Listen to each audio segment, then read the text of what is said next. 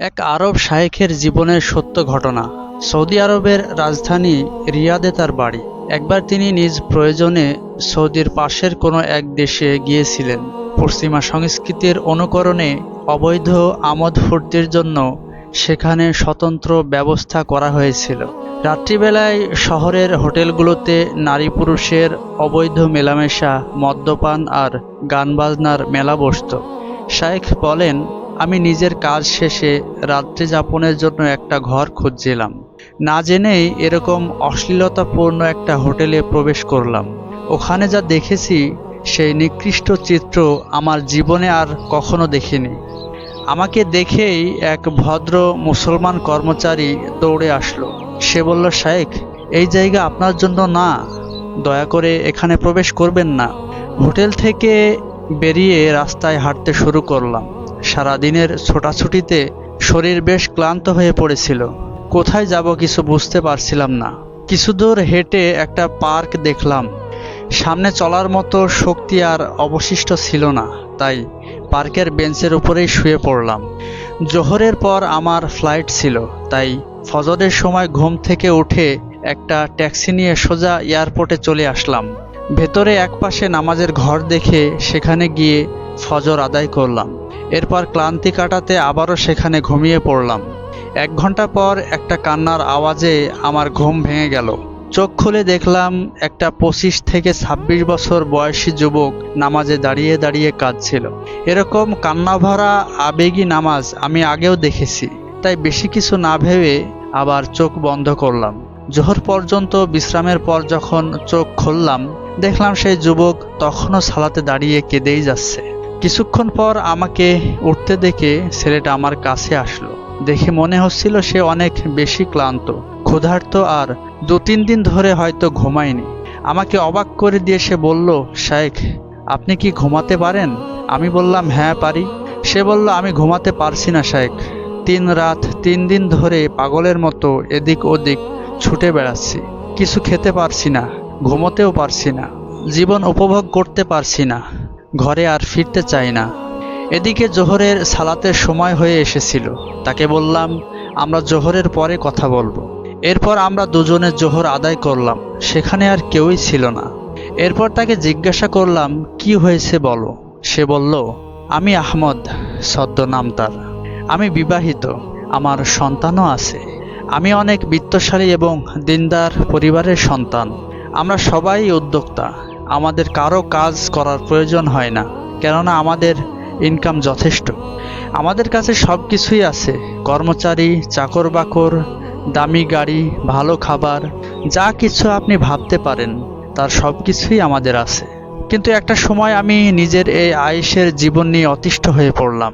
আমার মনে হলো, মানুষের জীবনে কি আর কিছুই নেই?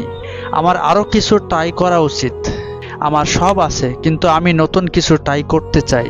আমার ভাইয়েরা, এটা মূলত শয়তানের একটা প্ররোচনা। সে এরকম অবস্থায় মানুষকে এসে বলতে থাকে, কেন তুমি নিজের স্বাভাবিক জীবন থেকে একটু বের হয়ে পৃথিবীটা দেখছো না? স্বাভাবিক জীবন থেকে বেরিয়ে আলাদা সময় অতিবাহিত করাই খারাপ কিছু নেই। কিন্তু এর পরেই শয়তান এসে বলে, কেন তুমি এমন কিছু করছো না যেটা কখনোই করনি? ইসলাম বলেছে এটা হালাল, ওটা হারাম। তুমি তো এতদিন হালালের সীমারেখার মাঝেই থেকেছো, তাই হয়তো জীবনটা তেতো হয়ে গিয়েছে। একটু হারাম ট্রাই করেই দেখো না। বড় কিছু না হোক, একটু ছোটখাটো পাপ করেই দেখা যায় কেমন স্বাদ এতে। তোমার চারপাশে কত ছেলেমেয়েরা একসাথে সময় কাটাচ্ছে, ঘুরতে যাচ্ছে, জীবনকে নিজেদের মতো উপভোগ করছে। তুমিও তাদের মতো একটু করে দেখো না। এত বেশি গভীরে যাওয়ার দরকার নেই, তবে সামান্য হাসি মজা তো করাই যায়। আর যা পাপ হবে তার জন্য ওমরাহ করে নেবে, তাহলেই তো সব মুছে যাবে। আহমদ বলল, শয়তানের এই প্রতারণার ফাঁদে আমি পা দিয়ে ফেললাম। আমার নতুন কিছু করার দৃঢ় ইচ্ছা জাগলো। কিন্তু আমি তো পরিবারের সাথে থাকি, সবার সামনে নিজের ইচ্ছা পূরণের সুযোগ হবে না। তাই এমন কোনো স্থানে যাবার পরিকল্পনা করলাম যেখানে আমাকে কেউ দেখবে না, কেউ বাধা দিবে না। এভাবে পরিকল্পনা অনুযায়ী ব্যবসার কথা বলে ঘর থেকে বের হলাম, আর এই দেশে আসলাম যেখানে আমরা এখন কথা বলছি। শায়েখ, আমি বড় কিছু করার কথা কখনো কল্পনাও করিনি। চেয়েছিলাম ছোটখাটো দু একটা পাপ করে সাথে সাথে আবার তওবা করে নেব। কিভাবে শুরু করব তা বুঝে ওঠার আগেই একদল উন্মাদের সাথে আমার সাক্ষাৎ হলো। এতদিন শুধু দূর থেকেই তাদের আনন্দ উল্লাস দেখতাম, আজ সেই উল্লাস আরও কাছ থেকে দেখার ইচ্ছা জাগলো। তাই তাদেরকেই নিজের সঙ্গী বানালাম। তাদের সাথে পাপের নতুন এক জগতে প্রবেশ করলাম। তারা নারীদের সাথে মেলামেশা করছিল, মদ পান করছিল, গানের তালে তালে নিজেকে ভাসিয়ে দিচ্ছিল। আমি শুধু বসে বসে দেখছিলাম, কিন্তু ধীরে ধীরে আমার ভেতরের উত্তেজনাও প্রবল হতে লাগলো, কামনার সীমা ছাড়িয়ে যেতে লাগলো। এর প্রভাবে যেটা এতদিন আমার কাছে বড় পাপ মনে হতো, এখন তা ক্ষুদ্র মনে হতে লাগলো। যা এতদিন নিকৃষ্ট মনে হতো, এখন সেটা স্বাভাবিক হয়ে গেল। একটা সময়ে আমি পাপের প্রতি পুরোপুরি অনুভূতি শূন্য হয়ে পড়লাম। পাপ দিনরাত আমাকে নিয়ে তার আপন গতিতে ছুটছিল। কিন্তু আল্লাহি, আমি তখনও মদ স্পর্শ করিনি। আমার চারপাশে জুয়ার আসর বসছিল, আমি জুয়া খেলিনি তখনও। এরপর আমাদের মাঝে কিছু নারীর আগমন ঘটল। আমার বন্ধুরা তাদের সাথে দুষ্টুমি শুরু করলো। তারাও এতে সায় দিচ্ছিল। আমিও তাদের সাথে যোগ দিলাম। আমাকেও তারা প্রতিউত্তর করছিল। আমার বন্ধুরা সেই নারীদের সাথে রাত্রি যাপন করছিল আর হাস্যোজ্জ্বল চেহারায় ফিরে আসছিল। আমি দাঁড়িয়ে দাঁড়িয়ে তাদের এই অপকর্মের দৃশ্য দেখছিলাম। একদিন আমার পাশে এক সুন্দরী নারী এসে বসলো। দেখার সাথেই তার চেহারার প্রতি আমি আকৃষ্ট হয়ে গেলাম।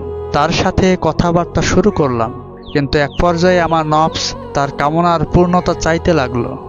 একটা বিষয় জানা দরকার, মানুষের মস্তিষ্কের ভালো মন্দ নির্বাচনকারী অংশকে প্রিফ্রন্টাল কর্টেক্স বলা হয়। কিন্তু কোনো কারণে যদি এটা ব্লক হয়ে যায়, তাহলে মানুষ সঠিক সিদ্ধান্ত গ্রহণের সক্ষমতা হারিয়ে ফেলে। তখন সে নিজের আবেগ আর অনুভূতির মাধ্যমে সিদ্ধান্ত নেয়। আর বৈজ্ঞানিকভাবে প্রমাণিত যে মানুষের কাম উত্তেজনা বৃদ্ধি পেলে তার ফ্রি ফ্রন্টাল কর্টেক্স ব্লক হয়ে যায়। আহমদ বলল, আমার ফ্রি ফ্রন্টাল কর্টেক্স ব্লক হয়ে নফসের কামনাগুলো আমাকে নিয়ন্ত্রণ করতে লাগলো। সেই মুহূর্তেই আমার সাথে কি হচ্ছিল আমি কিছুই বুঝতে পারছিলাম না। এক পর্যায়ে আমি আর সেই নারী একটা ঘরে প্রবেশ করলাম। কিন্তু নবীজি সাল্লাল্লাহু আলাইহি ওয়াসাল্লাম যেমন বলেছেন, কোনো পুরুষ একজন মহিলার সাথে নির্জনে মিলিত হলে তাদের তৃতীয় সঙ্গী হয় শয়তান। শয়তান আমাদের দুজনকে একলা পেয়ে উত্তেজিত করতে থাকলো। এভাবে আমরা পরস্পরের প্রতি পুরোপুরি আসক্ত হয়ে আল্লাহর সীমারেখা ভেঙে নিজের উপর জাহান্নাম অবধারিত করার মাধ্যমে নিজের বাসনায় পূর্ণতা দিলাম। কিন্তু কামনার সাময়িক সুখ শেষ হবার পর যখন উত্তেজনা প্রশমিত হলো আর ঈমান ফিরে আসলো, আমার ভেতরে অনুশোচনা আর অপরাধবোধ প্রবল যন্ত্রণা সৃষ্টি করলো। পায়ের তলার মাটি সরে গিয়ে নিজেকে অসহায় অবস্থায় পেলাম। মনে হচ্ছিল আমি মাটিতে পড়ে যাব। নিজের প্রতি এত বেশি ঘৃণা হচ্ছিল যে মনে হতে লাগলো আমি যদি কখনো দুনিয়াতে নাই আসতাম। নিজেই নিজেকে বলতে লাগলাম, এটা আমি কি করলাম? আমার পরিবারের কি হবে? আমার স্ত্রী সন্তানদের কি হবে? আমার আখিরাতের কি হবে? আল্লাহ সুবহানাহু ওয়া তাআলা আমাকে এর জন্য কখনোই ক্ষমা করবেন না। আমি কিভাবে এই পৃথিবীতে বেঁচে থাকব? আমি চিৎকার করতে করতে ঘর থেকে বেরিয়ে আসলাম। সেই হোটেলের দরজায় এসে দেখলাম আমাদের একজন সঙ্গী। সে মূলত একজন অবৈধ নারী ব্যবসায়ী। অর্থের বিনিময়ে সে নারী এনে দিত, আর তার এ ব্যবসার আমি একটা ক্রেতা হয়েছিলাম। হাই, সে যদি শুধু আমার অর্থই নিয়ে নিত, সে যদি আমাকে জানাতো যে সে আমার সাথে কি করতে চাচ্ছে। কিন্তু আমি তো জিনার মতো কবিরা গুনাহ করে ফেলেছি, এখন আমি কি করব? সেই লোকটি আমার পাশে দাঁড়িয়েছিল। আমাকে দেখে বলল, কি সমস্যা? আমি বললাম, আমি তো জিনা করে ফেলেছি। তুমি কি জানো এর পরিণতি কি? আমার দিকে মদের বোতল বাড়িয়ে দিয়ে সে বলল, কোনো ব্যাপার না, এটা একটু চোখে দেখো, তাহলেই সব সমস্যা দূর হয়ে যাবে। অর্থাৎ মদের বোতলটা একটু দেখো। আহমদ বলল, এতক্ষণ তো আমি জান্নাতের স্ত্রী পাওয়ার অযোগ্য হয়েছিলাম, এখন তুমি আমাকে জান্নাতের শরাব পান করা থেকেও বঞ্চিত করতে চাচ্ছ? সে শয়তানের সুরে তাকে বলল, আল্লাহ তো দয়াশীল, ক্ষমাশীল, চিন্তা করো না। সে ভুলে গিয়েছিল আল্লাহ তাআলা কঠিন শাস্তিদাতা। সে ভুলে গিয়েছিল জাহান্নাম কতটা ভয়াবহ। 70,000 ফেরেশতা দিয়ে যাকে সামনে রাখতে হয়, তার ভেতরটা কতটা ভয়ানক। আহমদ বলল, এরপর আমি ধাক্কা দিয়ে তাকে দূরে ঠেলে দিয়ে হোটেল থেকে বেরিয়ে আসলাম। কিন্তু কোথায় যাব তা জানা ছিল না। গৃহহারা ব্যক্তির মতো রাস্তায় রাস্তায় ঘুরতে লাগলাম।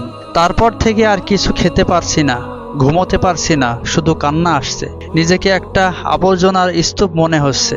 আমি এই জগতে থাকার যোগ্যই নই। আমি পৃথিবীর সবচাইতে নিকৃষ্ট মানুষে পরিণত হয়েছি। আমি আল্লাহর ক্ষমার অযোগ্য। শায়েখ তার দিকে তাকালেন। তিনি বললেন, আমি বুঝতে পারছিলাম না তাকে এখন কি বলবো। আমি কেবল এ সময়ে ক্ষমার বিষয়ে শ্রেষ্ঠ আয়াতের কথা মনে করতে পারলাম। তারপর তা তেলাওয়াত করলাম। আয়াতটি হলো, হে আমার বান্দাগণ, যারা নিজেদের উপর বাড়াবাড়ি করেছ, তোমরা আল্লাহর রহমত থেকে নিরাশ হয়ো না। অবশ্যই আল্লাহ সকল পাপ ক্ষমা করে দেবেন। নিশ্চয়ই তিনি ক্ষমাশীল, পরম দয়ালু। কিন্তু এটা শোনার পরেও আহমদের অনুশোচনা কমল না। সে বলল, এটা সত্য যে আল্লাহ সকলকে ক্ষমা করেন, কিন্তু আমাকে করবেন না। আমি ক্ষমার যোগ্য না। আমার চারপাশে আলিমদের অভাব ছিল না। আমি এমন স্থানে জন্মেছি যেটা ইসলামের মূল কেন্দ্র, যেখানে আল্লাহর ঘর আছে, যেখানে নবীজি সাল্লাল্লাহু আলাইহি ওয়াসাল্লাম শুয়ে আছেন। আমি বিবাহিত, আমার সন্তানও আছে। আমি জানি কোনটা হালাল আর কোনটা হারাম, তারপরেও আমি এটা করেছি। আমি ক্ষমার যোগ্য না। শায়েখ বললেন, এরপর আমার ফ্লাইটের সময় হয়ে গিয়েছিল, তাই আমি চলে আসি। আর আসার সময় তার নাম্বার নিয়ে এসেছিলাম। আমি ভেবেছিলাম এরকম অনেককেই তো দেখেছি, 2-1 সপ্তাহ পর সে এমনিতেই ঠিক হয়ে যাবে। কিন্তু প্রায় 1 মাস পর আমি তার ফোন পেলাম। সে বলল, আমি আপনার সাথে মসজিদে দেখা করতে চাই। আহমদ যখন আমার কাছে আসলো, তার মধ্যে বেশ পরিবর্তন লক্ষ্য করলাম। আগের মতো আর কান্নাকাটি করছিল না, চেহারায় কোনো বিষণ্ণতা ছিল না, কিন্তু তার মধ্যে একটা ভয়ঙ্কর ব্যাপার ছিল। আমি তার চেহারার দিকে তাকালাম, মনে হলো সে পুরোপুরিভাবে শূন্য। আমাকে আরো আশ্চর্য করে দিয়ে সে বলল, শায়েখ, আমি আপনাকে হ্যালো বলার জন্য কল দেইনি, আমি আপনাকে বিদায় জানাতে এসেছি। আমি বললাম, কেন, তুমি কোথায় যাচ্ছ? সে বলল, আমি নিজেকে সৌদি সরকারের নিকট সোপর্দ করে দেব, যাতে তারা আমার অপরাধের জন্য আমাকে পাথর নিক্ষেপ করে শাস্তি দেয়। তার কথা শুনে আমি চমকে উঠলাম, রীতিমতো ভয় পেলাম। তাকে আটকাতে চেষ্টা করলাম। তাকে বললাম, তুমি কি পাগল হয়ে গিয়েছো? তোমার সন্তান আছে, স্ত্রী, পরিবার আছে, আর আল্লাহ তাআলা তো কাউকে স্বেচ্ছায় নিজেকে মৃত্যুর মুখে ঠেলে দিতে বলেননি। আল্লাহর কাছে ক্ষমা চাও, এর থেকে মুক্তির আরো অনেক পথ খোলা আছে। আল্লাহ অসীম ক্ষমাশীল। আহমদ বলল, আমার স্ত্রী এবং সন্তান আমাকে আল্লাহর শাস্তি থেকে বাঁচাতে পারবে না। আমি শাস্তির যোগ্য। আমাকে যেতে দিন। আমি শুধু আপনাকে ধন্যবাদ জানাতে এসেছি। জাযাকাল্লাহ। আপনি আমাকে সাহায্য করতে যথেষ্ট চেষ্টা করেছেন। আমি কি করব বুঝতে পারছিলাম না। এটা ওটা বলে বোঝানোর চেষ্টা করছিলাম, কিন্তু তারপরেও সে বুঝতে চাইছিল না। এরপর তার চলে যাবার মুহূর্তে আমি বললাম, আহমদ, চলো আমরা এমন একজন আলিমের কাছে যাই যাকে তুমি এবং আমি দুজনেই সম্মান করি এবং যার উপর আমাদের আস্থা রয়েছে। আমরা তাকে তোমার ঘটনা বলবো। তিনি যদি তোমাকে মৃত্যুর মুখে যাবার ব্যাপারে সম্মতি দেন, তাহলে আমি নিজেই তোমাকে নিয়ে যাব। আমি তার কাছে এ ব্যাপারে অঙ্গীকার নিলাম, কেননা তার পালিয়ে যাবার সম্ভাবনা ছিল। এরপর আমরা সেই বড় আলিমের কাছে গেলাম, আর তিনি আমাদেরকে বললেন, তার জন্য নিজেকে মৃত্যুর মুখে ঠেলে দেওয়া বৈধ নয়। কিন্তু আহমদ এতে সন্তুষ্ট হয়নি। সে ফিরে আসার পর বারবার সে আলিমকে ফোন দিয়ে বলতে লাগলো, শায়েখ, আপনি আমাকে যা বলেছেন তার ব্যাপারে আল্লাহকে ভয় করুন। আল্লাহি, কিয়ামতের দিন আমি আল্লাহকে বলবো, আমি নিজেকে শাস্তির জন্য সরকারের কাছে দিতে চেয়েছিলাম, কিন্তু এই আলিম আমাকে যেতে দেননি। শায়েখ আশ্চর্য হয়ে বললেন, আমি তো ইলমের বাইরে কিছুই বলিনি। আর কিছুদিন পর আহমদ আবার আমাকে ফোন দিল। সে বলল, আমি আপনার সাথে মসজিদে দেখা করতে চাই। আমি বললাম, এবার কি হয়েছে? সে বলল, আমি হজে যেতে চাই। আমি খুশি হয়ে বললাম, চলো তাহলে একসাথেই যাই। কিন্তু সে না করে দিয়ে বলল, না না, আমি একাই যাব। আমি ভাবলাম সে হয় নিজের কোনো পছন্দের গ্রুপের সাথে যাবে। আমরা দুজন আলাদা আলাদা হজে গেলাম। হঠাৎ শয়তানকে পাথর নিক্ষেপের স্থানে দূর থেকে তাকে দেখতে পেলাম। দেখা মাত্রই আমি আহমদ আহমদ বলে ডাকলাম, কিন্তু সে আমাকে দেখা মাত্রই দৌড়ে পালালো। হজ শেষে আমাদের দেখা হলে তাকে জিজ্ঞাসা করলাম, আমাকে দেখে পালিয়ে গেলে কেন? সে বলল, শায়েখ, কেন আপনি আমার সাথে দেখা করবেন? আপনারা পবিত্র মানুষ, কেন আমার মতো অপবিত্র মানুষকে সঙ্গী বানিয়ে নিজের হজ নষ্ট করবেন? আমি তো তখন ইস্তেগফারে ব্যস্ত ছিলাম। আপনি এখনো কেন আমার সাথে দেখা করছেন? আমাকে একলা ছেড়ে দিন। সে আরেকটা দীর্ঘশ্বাস ফেলে বলল, কিছু সময় আমি সকল হাজিদের দিকে তাকিয়ে ভাবি, তারা সকলেই কত পবিত্র। আর এই নুরানি কাফেলায় আমার মতো নিকৃষ্ট সত্তাও আছে। আমার জন্যেই হয়তো আজ কারো হজ কবুল হবে না, কিন্তু আবার কখনো মনে হয় যদি এই পবিত্র মানুষগুলোর সাথে থাকার কারণে আমিও ক্ষমা পেয়ে যাই। এইটুকু পবিত্রতা নিয়ে আরও কিছু সময় অতিবাহিত হলো। এতদিনে আহমদ কোরআনের হাফেজ হয়ে গেছে। সে এখন একদিন পরপর রোজা রাখে, 5 ওয়াক্ত সালাত মসজিদে উপস্থিত থাকে, বেশি বেশি দান সদকা করে, সারাক্ষণ জিকিরে মগ্ন থাকে, নিজের প্রত্যেকটা কাজকে হিসেব করে আল্লাহর ইচ্ছার মধ্যেই সীমাবদ্ধ রাখে। সে আর কখনোই এত বেশি খুশি হয়নি। কিছু বছর পর একদিন মদিনা থেকে একজন বড় আলিম বক্তব্য দেওয়ার জন্য আসলেন। তিনি তার বক্তব্যের এক পর্যায়ে একটা ঘটনা বললেন। তিনি বলেন, রাবি ইবনু খুসাইমা রাদিয়াল্লাহু নামক এক নেককার তাবেঈ ছিলেন। তিনি আব্দুল্লাহ ইবনে মাসউদ রাদিয়াল্লাহু আনহু এর প্রিয় ছাত্রদের একজন। তার পরিচ্ছন্ন ব্যক্তিত্ব, নিষ্কলুষ অন্তর আর ইবাদতের একনিষ্ঠতা দেখে ইবনে মাসউদ রাদিয়াল্লাহু তাআলা আনহু আফসোস করতেন আর বলতেন, হে আবু ইয়াজিদ, যদি নবীজি সাল্লাল্লাহু আলাইহি ওয়াসাল্লাম তোমাকে দেখতেন তবে অবশ্যই তোমাকে ভালোবাসতেন। আমি তোমাকে যতবার দেখেছি আমার কোরআনে বর্ণিত বিনয়াদির কথা মনে পড়েছে। একবার একদল লোক রাবি রাহিমাহুল্লাহর পদলঙ্ঘনের জন্য চেষ্টা করলো। তারা 100 দিনারের বিনিময়ে শহরের সবচাইতে সুন্দর নারীকে ভাড়া করলো আর তাকে বলল, তোমাকে রাবি ইবনু খুসাইমাকে চুম্বন করতে হবে। সেই নারী বলল, 100 দিনারের বিনিময়ে সামান্য এইটুকু? সে রাবি রাহিমাহুল্লাহর জন্য পাথরের এক পাশে অপেক্ষা করছিল। মাগরিবের সালাত আদায় করে তিনি যখন বাড়ি ফিরছিলেন, সে চুম্বনের উদ্দেশ্যে তার সামনে দাঁড়িয়ে প্রথমে নিজের রূপ প্রদর্শন করল। রাবি রাহিমাহুল্লাহ চিৎকার দিয়ে বললেন, হাই, যদি তুমি 1 ঘন্টা পরে মৃত্যুবরণ করো তাহলে কালকে তোমার এই রূপের কি অবস্থা হবে? তুমি আল্লাহকে কি জবাব দিবে? তিনি তোমাকে রূপ আর সৌন্দর্য দান করেছেন আর তুমি তা হারাম পথে ব্যয় করছো। নিজের মৃত্যুর কথা শুনে সেই নারী এমনভাবে প্রভাবিত হলো যে সে কাঁদতে কাঁদতে ফিরে গেল। এরপর আল্লাহর কাছে ক্ষমা চাইল এবং আখিরাতে মনোযোগী হলো। আর রাবি রাহিমাহুল্লাহর সেই নসিহতের বদলতে একটা সময় সে আবিদাতুল্লাহ কুফা এবং কুফার ইবাদত গুজার নারীতে পরিণত হয়ে গেল।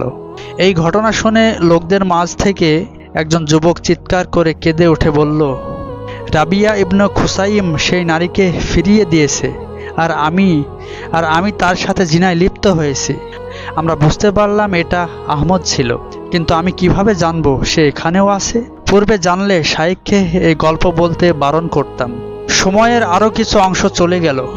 অনেকদিন আহমদকে দেখি না। একদিন আমি একজন বড় আলিমের সাক্ষাৎ লাভ করলাম। তিনি আগের সবার থেকে বেশি প্রজ্ঞাবান এবং অধিক ইলমের অধিকারী ছিলেন। আমি ভাবলাম এই শাইখকেও আহমদের ব্যাপারটা জানিয়ে দেখি, যদি এবার অন্তত সেই অসহায় যুবকের জন্য একটা সমাধান পাওয়া যায়।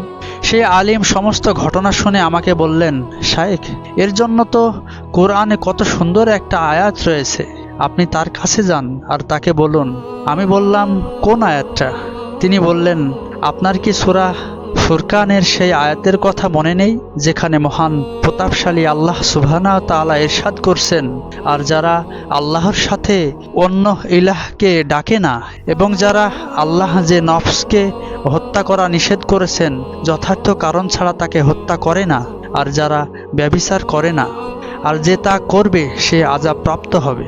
কিয়ামতের দিন তার আযাব বর্ধিত করা হবে এবং সেখানে সে অপমানিত অবস্থায় স্থায়ী হবে। তবে যে তওবা করবে, ঈমান আনবে এবং সৎকর্ম করবে, পরিণামে আল্লাহ তাদের পাপগুলোকে পুণ্য দ্বারা পরিবর্তন করে দেবেন।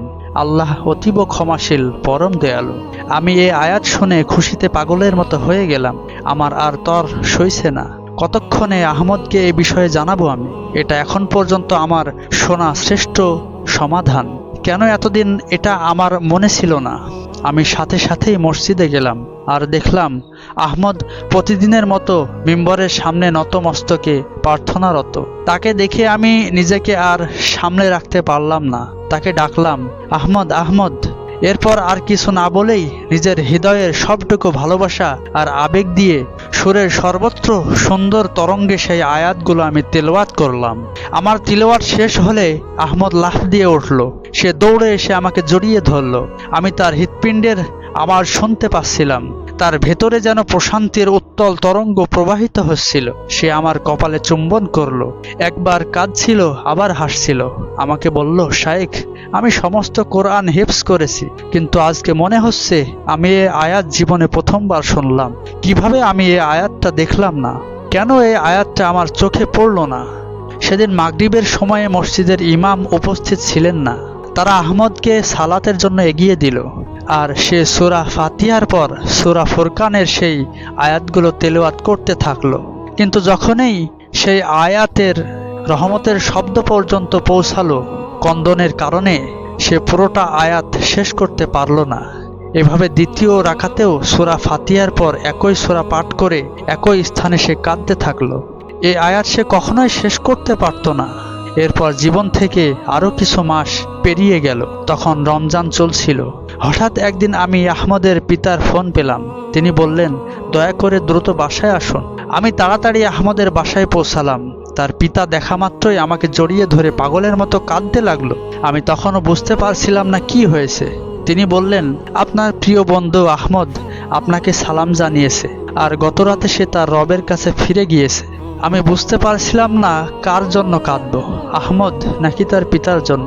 কিছুক্ষণ পর আমার সামনে আহমদের সাদা কাফনে মোড়ানো দেহ আনা হলো। তার মুখ ঢেকে রাখা ছিল। আমি মুখের উপর থেকে কাপড় সরিয়ে দেখার সাথে সাথেই তার চেহারার নূর আমাকে বিস্মিত করল। এটা যেন জান্নাতি মানুষের চেহারা, এটা যেন প্রশান্তিময় জীবনের সূচনার চিহ্ন, এটা যেন নুরানি পবিত্রতার উজ্জ্বলতা। আমি তার জন্য দোয়া করলাম আর তার কপালে চুম্বন করলাম, আল্লাহ তাকে জান্নাতবাসী করুন। এরপর তার পিতাকে জিজ্ঞাসা করলাম, ঘটনা কি আমাকে বলুন। তিনি বললেন, সে অনেকদিন ধরেই কোনো সমস্যার মধ্য দিয়ে যাচ্ছিল, কিন্তু আমাদের কাউকে তা জানায়নি। আজকে আমরা একত্রে আসর আদায় করেছি। আমি তাকে বললাম, বাবা, আজকে আমাদের সাথে ইফতার করবে, চলো। কিন্তু সে বলল, আমার আজকে মসজিদে আরো কিছুক্ষণ থাকতে ইচ্ছে করছে, আমি একটু অন্যরকম অনুভব করছি, তাই আমি তাকে ছেড়ে আসলাম। ইফতারের সময় তাকে আসতে না দেখে আমার ছোট ছেলেকে দিয়ে ডাকতে পাঠালাম। সে কাঁদতে কাঁদতে ফিরে এসে বলল, বাবা, বাবা, আহমদ কথা বলছে না। আমি দৌড়ে মসজিদে গেলাম আর তাকে আমি মিম্বরের সিঁড়ির উপর হয়ে পড়ে থাকতে দেখলাম, যেমনটা সে সব সময় করে। তখনও তার শ্বাস প্রশ্বাস কিছুটা বাকি ছিল। আমি তার হাত থেকে কোরআনটা নিয়ে সরিয়ে রাখলাম। সে আমাকে কিছু বলতে চাচ্ছিল বলে মনে হলো, তাই আমি তার দিকে এগিয়ে কান বাড়িয়ে দিলাম। সে ধীরে আওয়াজে বলল, শাইখকে আমার সালাম দিও, শাইখকে আমার সালাম জানিও। এজন্য আমি আপনাকে এই আমানত পৌঁছে ফোন করেছি। কিন্তু শাইখ, আরেকটা কথা, সে আমার কোলের উপর ছিল। আমরা অ্যাম্বুলেন্স ফোন করেছি। তার প্রশ্বাস ক্রমশই বন্ধ হয়ে আসছিল, কিন্তু এমন সময় হঠাৎ করেই তার কণ্ঠস্বর পুরোপুরি পরিবর্তন হয়ে গেল। একটা সুস্থ মানুষের মতো করে স্পষ্টভাবে সুরলিত কণ্ঠে সে কোরআন তেলাওয়াত করতে লাগলো। সে এই আয়াতগুলো পুরোপুরি তেলাওয়াত করলো। এমন মধুময় আওয়াজ আমি ইতিপূর্বে কখনোই শুনিনি। আর এরপরেই তার আত্মা আখিরাতের দিকে ফিরে গেল। আহমদের পিতা জিজ্ঞাসা করলো, শাইখ, আমার ছেলের কি হয়েছিল? শাইখ মনে মনে ভাবলেন, আমি তো আহমদকে কথা দিয়েছিলাম, এটা আমি কোথাও প্রকাশ করব না। তাই আমি তার পিতাকে বললাম, সে তার বন্ধু, তার সেই পবিত্র সত্তা ঈমানকে হারিয়ে ফেলেছিল এবং পুনরায় সে সেই ঈমানকে ফিরে পেয়ে তার রবকে আপন করে নিয়েছিল। আমি আবু উবাইদা ছিলাম আপনাদের সাথে।